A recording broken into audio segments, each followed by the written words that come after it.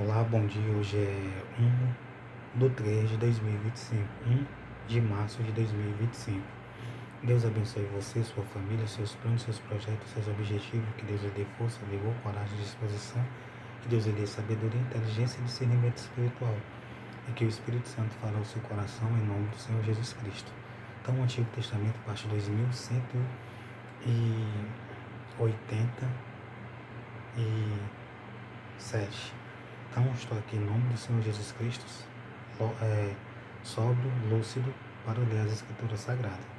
Então, aqui eu vou ler uma parte do Novo Testamento e uma parte do Antigo Testamento. Então, João, o quarto livro do Novo Testamento, capítulo 3, versículo 16. Aqui nós vemos o amor de Deus e o que Deus quer de nós. O que Deus quer do ser humano, o que Deus incentivou, o que Deus mostrou para o ser humano, que Deus mostrou para o ser humano que o ser humano tem que fazer para ser salvo. Então, João, quarto livro do Novo Testamento, capítulo 3, versículo 16. Porque Deus amou o mundo de uma tal maneira que deu seu Filho unigênito, para que todo aquele que nele crê não pereça, mas tenha a vida eterna. Então, Deus ele quer que o ser humano creia em Jesus Cristo para não perecer e para ter a vida eterna. E ele ama o ser humano, um amor incondicional. Ele não põe condição para amar, ele ama a pessoa do jeito que a pessoa é, como a pessoa vive. Mas ele quer salvar a pessoa e tirar a pessoa do mal, da injustiça e de coisas que desagradam a ele. É isso que Deus quer. Deus quer que o ser humano creia em Jesus Cristo para ter a vida eterna. Porque Deus enviou o seu Filho ao mundo não para que condenasse o mundo. Então Deus enviou Jesus não era para condenar.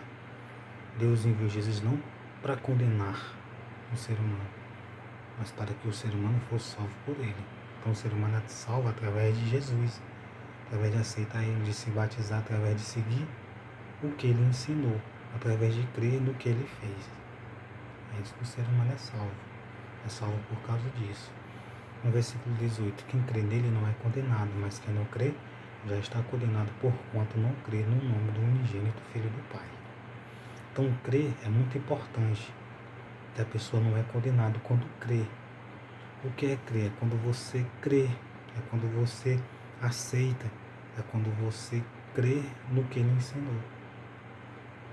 Por exemplo, ele diz: ide por todo mundo, pregar o evangelho a toda criatura. Quem crê e for batizado será salvo, mas quem não crê será condenado. É crer e se batizar. É crer no evangelho. É seguir os ensinamentos, os mandamentos de Jesus. Isso é crer. É crer. Crer no que ele ensinou. Crer no que ele falou. Acerca da vida eterna e acerca da condenação. Isso é muito importante. Então, quem crê não é condenado, mas quem não crê já está condenado, porquanto não crê no nome do unigênito Filho do Pai. Então, não crer gera condenação. E a condenação é esta, que a luz veio ao mundo e os homens amaram mais as trevas do que a luz, porque as suas obras eram más. Então, a luz veio ao mundo. Quem foi a luz? Jesus. Não somente Jesus, mas o Novo Testamento. A vontade de Deus direcionada por Jesus. Isto é a luz, a salvação. O que ele ensinou, o que ele falou. A vontade do Pai dele, que é a luz, que é o esclarecimento para a vida eterna, para a nossa vida. Pode prestar atenção, como o Novo Testamento é esclarecimento, é revelação, é orientação, é mostrando o que se deve fazer para ser salvo, o que se deve fazer, o que não se deve fazer para não ser condenado. Você pode prestar atenção que Jesus ele ensinou muito isso. Orientação, revelação do que se deve fazer para ser salvo e do que se deve fazer, do que se não deve fazer para ser condenado. Pode prestar atenção que Jesus falou muito acerca disso. Muitas das vezes o ser humano é que não quer entender, não quer reconhecer o que Jesus e o que Deus ensinou, mas foi isso que ele ensinou para nós. Então, nós temos que tirar as atitudes más, práticas más, desejos más, vontades más, para ser salvo. É isso que o ser humano tem que fazer.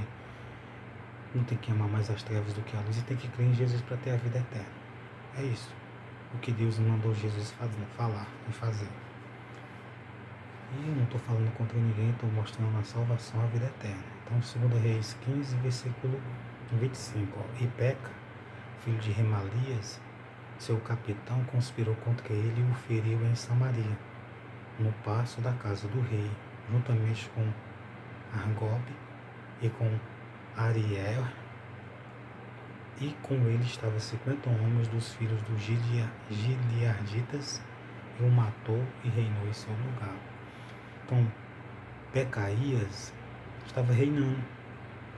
Quando ele estava reinando com 2 anos, aí se levantou Peca, filho de Remalias, e conspirou contra ele, que era o capitão dele, e matou ele e reinou no lugar dele. Veja que naquele tempo tinha muitas pessoas que queria estar no lugar da outra pessoa, queria viver o que a outra pessoa estava vivendo, queria ser o que a outra pessoa era, na força do braço, sem ser a vontade de Deus, entendeu? Na força do braço. Aí mostra que tinha cobiça, que tinha inveja, mostra que queria ser o que o outro era, queria ter o que o outro tinha, coisas que, se nós olharmos e pensarmos, ele só fazia aquilo que era mal para os outros e para eles. Todos os que faziam isso não se davam bem. Hoje, nós não temos que se espelhar em pessoas que fizeram isso, para que nós não perda a nossa salvação, para que eu e você não perda a salvação. Você não tem que se espelhar em pessoas que fizeram isso. Para quê? Para você não perder a sua salvação. Então, não queira ter o que é dos outros, não queira estar no lugar dos outros. Não queira atrapalhar o seu próximo, não queira arruinar o seu próximo. Não, aqui eles queriam estar reinando no lugar do outro. Cobiçava, tinha inveja, queria ter o que o outro tinha. E isso foi mal aos olhos de Deus e muitos perderam a vida, não sei a salvação. Provavelmente também a salvação, que eles faziam aquilo que era mal. Ora, o mais dos altos de Pecaías e tudo quanto fez, eis que estão escritos no livro das crônicas dos reis de Israel. Então está tudo escrito, tudo que você faz de bom e de ruim está escrito no céu. Hoje, Mateus 22, versículo 37. Respondeu-lhe por Jesus e disse: Amarás ao Senhor teu Deus de todo o teu coração, de toda a tua alma, de todos os teus pensamentos.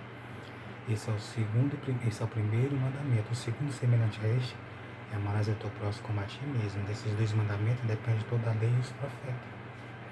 Então hoje, as pessoas têm que se amar e amar o seu próximo, para que não seja condenado. Acredita? Por isso que não é bom fazer determinadas coisas.